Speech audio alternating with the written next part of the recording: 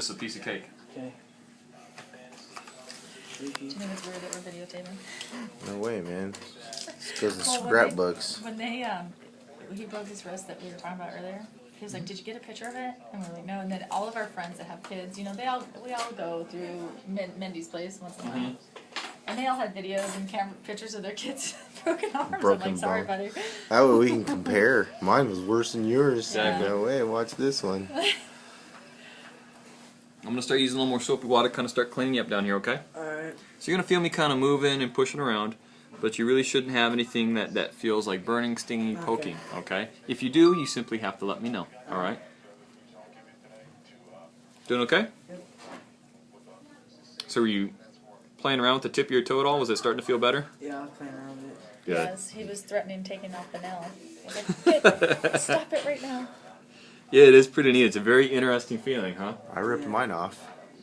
That was I because told him he could tell. Can't imagine you didn't have the benefits of some of the medicine that we've used, I'm sure. This Yeah. happened 4 years ago. I was wearing my flip-flops and I went to get into one of my trucks after a person that's about 1.5 feet shorter than I was driving it, and I didn't realize until it was too late that she had moved the seat all the way forward, and I got it, and it caught right on the edge of the emergency brake, and just ripped it right up. And I was like, you know, after the next day, I was like, screw it, and I just pulled it off. I've been taking it off. Yeah, exactly. Well, I had it when you mentioned the ingrown tunnel. I was telling him I can withstand a lot of stuff, but when I had an ingrown tunnel, You doing all right? yeah, it's nervous. Yeah. Okay. I can feel it, like I can feel it through the pressure. Yeah, yeah, and you'll feel a little bit of that pressure. Okay. Yeah. So that numbing technique is actually the same thing that we use for removing or numbing the foot before ingrown tunnel. yeah, and I passed out for some reason. Really? I don't know why. I think it was just the toe, because I've done a lot of stuff. So again, you're gonna feel a tugging and pulling, but that's about it. Okay. If you feel any pain, all you have to do is just let me know. I'll immediately stop, and we'll work on getting you more comfortable. Okay. This is like ER. We got 2 camera angles and everything. Yeah. So what you're kind of seeing is this is My all the hair. way over here. This is kind of the base of the nail plate that Yeah, I normally saw is that. underlying the cuticle right along here. And when you get the right kind of injury or something falls down on top of it, it'll pull that piece of nail out from underneath, and then it'll kind of flop back down and lay on top of that cuticle. So really the only part that still looks like it may be intact is a little bit over here. So I just have to release that, and the rest of it should kind of come off and all in one big piece, and then we'll see what's going on underneath it. So it just literally uprooted the entire toe. For the most part, yep, you got it.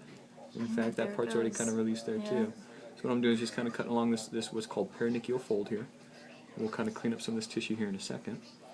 But he had pretty much kind of released all of that already. Yeah, that's what I told him. I go, "You're kind of lucky that it busted, because the pressure otherwise would be horrible, don't you think?" The pressure is oftentimes one of the most painful components Yeah. of this. Doing okay? Yeah, I can just feel the like. Yeah, you feel me kind of tugging and pulling, yeah? Yeah. Well, I'll tell you what, your nail's pretty much off, boss. Sweet. We're just kind of releasing some of the skin here from the rest of it. Alright. Alright?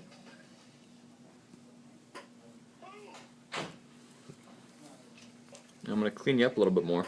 Okay. Okay? You want to save your toenail? Sure. Make a necklace out of it? Yeah. That'd be a nice one. It's gonna turn yellow. My hair. I need a haircut. Whew. You can kind of see there's a little cut that's underneath there too. Yeah, I noticed that too. You think he'll need stitches? No. Super clean. And the reason I wouldn't do any stitches is because the nail tissue, that nail bed, is so thin of I see tissue that. anyhow, and it's already lying down nice and flat. So when you're trying to do any stitches inside there and pull across and tighten it up, it's not going to change how it sits right now.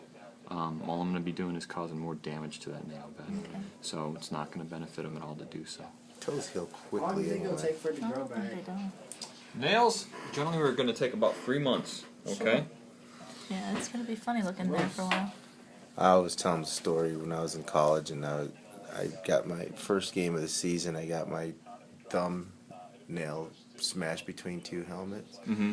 and then it literally took all season for it to heal back. And the first day that the whole thing was completely healed back, it was like we were in a bowl game, and it got busted up that game. So I literally spent one entire full day with a completely full thumbnail. I told Jacob he can, we're all about these tall tales. My niece was just in the ER the other day because she fell and hit her eyebrow on the coffee table. Mm-hmm. I'm like, oh, she can come up with one heck of a story. So I told Jake he could just say he went for a bad pedicure. Yeah. Walmart pedicure. You had the new person. Yeah. Yeah. Don't ever piss anybody off that's giving you a pedicure. So we're just cleaning down here right now, okay? Alright. It's already off, buddy. Yeah. We're just kind of working on cleaning you on up. He's trimming you up. He's giving you, like, the ultimate pedicure. That's how I like clipping my toenails. Exactly that's how awful. you're doing it, Dad. I don't ever feel complete until I'm bleeding. Yeah, I'm like, you're mutilating yourself. Yeah, but I'm preventing ingrown toenails. Yeah, you won't have that problem right now, Jake. Yeah, no. Definitely won't. His brother has the curviest nail bed, so I had is to that cut right? him the other day. And I had to fix him from what he did because he did what his dad was trying to do. So Joey will get a kick out of this. Cool thing about it, man, we can paint a toenail on it No, you can't. for Halloween, and you can wear slippers again. And this is all just, so this is that top layer of skin right there. Yeah. This is all thin stuff. It's not really healthy tissue. In fact, you can already start to see the Dying. skin underneath has already got the wrinkles and everything to it. So Yeah. this is already dead skin here. I'm just going to kind of trim some of this stuff up. Yeah. So what's going to happen is this is going to dry up and start to kind of flake on off. And these little cracks and crevices are not the greatest places. Sometimes bacteria, Yeah. dirt, germs, and debris and succulent and that kind of stuff like to hang out inside here. Yeah, I noticed he's got some black succulent in the other toenails. Yeah. That's why I cut mine all the way down until I bleed all the time. Just getting some of this stuff out of the way here. How you feeling up there? Still shaky. You're just mostly scared, right? Yeah.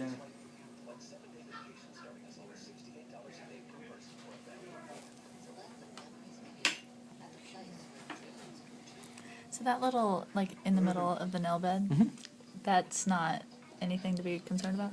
No, it's definitely a cut there, but nail beds are, again, they're very, very spongy tissue. So to try to do stitches to that, so first of all, Right, that's what you're talking about it's the tissue itself is just kind of mashed up a little bit. It's not that the tissue itself has been cut and is gaping open. So by doing a stitch to it, there's really not much to bring together. It's laying as Right, is. right. So we don't stand to benefit by doing that. Right. And that's what you were talking about earlier? Yep, exactly. Okay. And even if you were to try to, and it's tough with nail beds if you're trying to kind of bring them together, because the tissue is so, best way to describe it is the word smushy, not very medical, but it is, it's very soft. So the stitch material, as you try to kind of tie, a lot of times will tear right through it as well. So this is something that by doing any stitches to this, I'm not going to benefit as this is right now. You know, the damage that's there is done, but it's going to heal up just the same whether or not I put any stitches inside it. So it's best to just leave it at this point. How often shall I change the dressing there? I'd probably do it 2 or 3 times a day for the next few days. You'll probably notice it over the next 24 hours. This thing is Probably. going to probably ooze just like this. So Yeah. the nail beds have a tremendous amount of capillaries to them, so they tend to bleed and ooze just like that. When you're changing the bandages, I would do goop up a lot of Neosporin on top of there. Gotcha. Kind of help keep it moist, but also prevent bandages from sticking to it. Right. With time, that nail bed is going to lose a lot of its sensitivity. So he'll be back to, you can throw on tennis shoes and be comfortable. But it's probably not going to happen for a week or two. Kind of like when you do have an ingrown toenail removed, you've got this raw, exposed underlying nail bed. It's very sensitive for the first few days, and even for a little bit beyond. So you want to try to be cautious with bathing and making sure you're keeping it covered and bandaged and that kind of stuff. So slippers, like flip-flops, would be Would the probably be more best, ideal. yeah. Yeah, tissue there's just, just kind of mashed up there.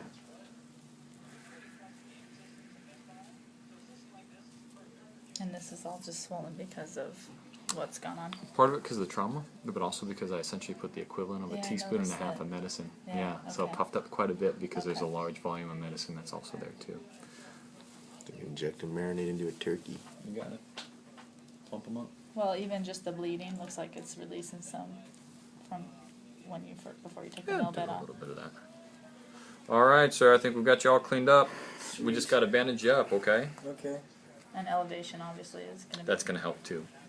All right. So what I'm going to do is going to put a wet gauze in there because it's nice and clean, and I'm going to let it sit on top of your toe there. Okay. Do your best. Keep your foot in that position for me. What I'm going to do is I'm going to have some people come on in. We're going to throw some ointment. We're going to throw a gauze that has Vaseline kind of mixed with it, so it's not really sticky, won't dry to your toe. We're going to get all wrapped up, put a big old, bulky dressing on your toe, okay? And then we'll get you all set. All right. I'll send you home with some of the medicines like we were talking about to help you out with some pain a little bit later, because it's probably going to be pretty sore.